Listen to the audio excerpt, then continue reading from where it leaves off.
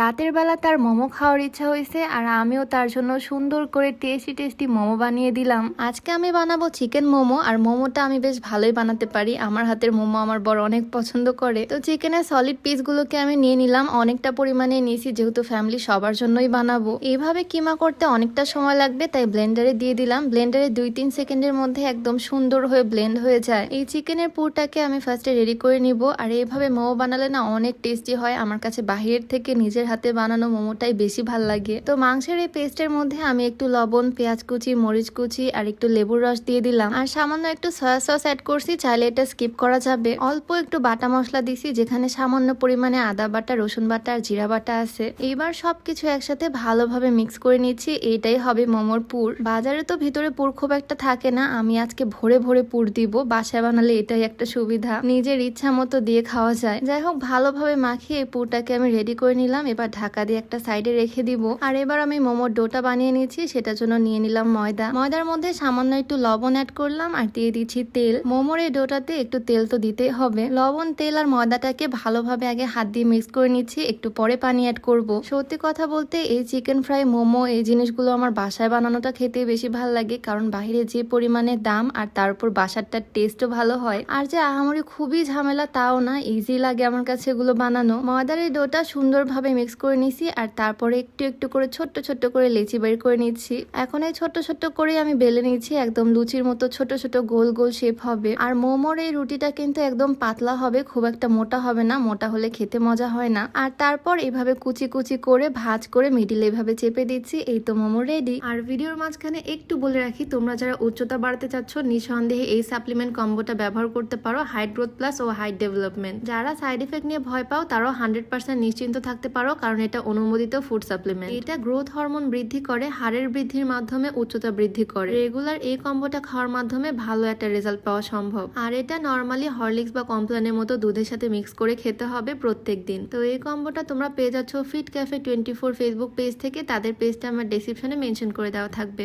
Same প্রসেসে সবগুলো করে নিব। একটা প্লেটের মধ্যে ময়দা ছড়িয়ে দিয়ে এটার উপরে রেখে দিচ্ছি মোমোগুলো। মোমোর কিন্তু অনেক রকমের শেপ করা যায়, বাট সবচেয়ে ইজি লাগে আমার কাছে এই শেপটাই, আর দেখতে অনেক ভাল লাগে, একদম গোল গোল হয়। চারিপাশ থেকে কুচি করে এখানে এনে একসাথে ধরে এভাবে চাপ দিলে এই শেপটা রেডি হয়ে যায়। আস্তে আস্তে সবগুলো মোমো বানিয়ে নিব আমি। তার আগে আমি স্টিম করার জন্য পাতিলের মধ্যে পানি গরম বসিয়ে দিলাম। আমাদের বাসায় স্টিমার নাই, সবার বাসায় মোমো স্টিমার থাকেও না, বাট এটা স্টিম যে কোনো ভাবেই করা যায়। রাইস কুকারে দিয়েও করা যায়, আর এইভাবে পাতিলের মধ্যেও করা যায়। পানি গরম হয়ে গেলে এটার উপরে আমি এরকম একটা প্লাস্টিকের ফুটা ফুটাওয়ালা ঢাকনা দিলাম, যেটাকে আমরা বলি সরপোষ। মোমো স্টিম করার একদম ঘরোয়া উপায় এটা। বড় কোনো ছাকনা টাইপের কিছু দিয়েও করা যাবে, বাট আমি এটা দিয়ে করে নিচ্ছি। আমি একের পর এক মোমোগুলোকে সাজিয়ে দিয়ে দিচ্ছি এখানে। যেটার উপর স্টিম করা হবে সেটার উপর একটু তেল ব্রাশ করে নিলেও ভালো হয়, উঠানোর সময় খুব ইজিলি উঠে আসে। সবগুলো মোমো আমি এখানে দিয়ে দিচ্ছি। এখন সুন্দর করে ঢাকনা দিয়ে রেখে দিব 10-15 মিনিটের জন্য। একটু সময় তো লাগবেই, কারণ ভিতরে মাংসগুলো এখনো কাঁচা আছে, এগুলোকে ভালোভাবে কুক হতে হবে। আর মোমোর জন্য আমি চিলি অয়েল বানাবো, তাই আমি এখানে রসুন কুচি করে নিচ্ছি। আর চিলি ফ্লেক্স বানানোর জন্য কয়েকটা শুকনা মরিচও সুন্দর করে টেলে নিলাম। এগুলোকে ডোলে চিলি ফ্লেক্স বানিয়ে নিব। আর তারপর সেম প্যানের মধ্যে দিয়ে দিলাম রান্নার তেল। কুচি কুচি করে রাখা রসুনগুলো দিয়ে দিলাম। ভালোভাবে একটু নেড়ে চেড়ে এটার মধ্যে এখন অ্যাড করে দিব সেই চিলি ফ্লেক্স গুলো। চিলি অয়েলের মেইন ফ্লেভারই এই চিলি ফ্লেক্স আর রসুনের ফ্লেভার।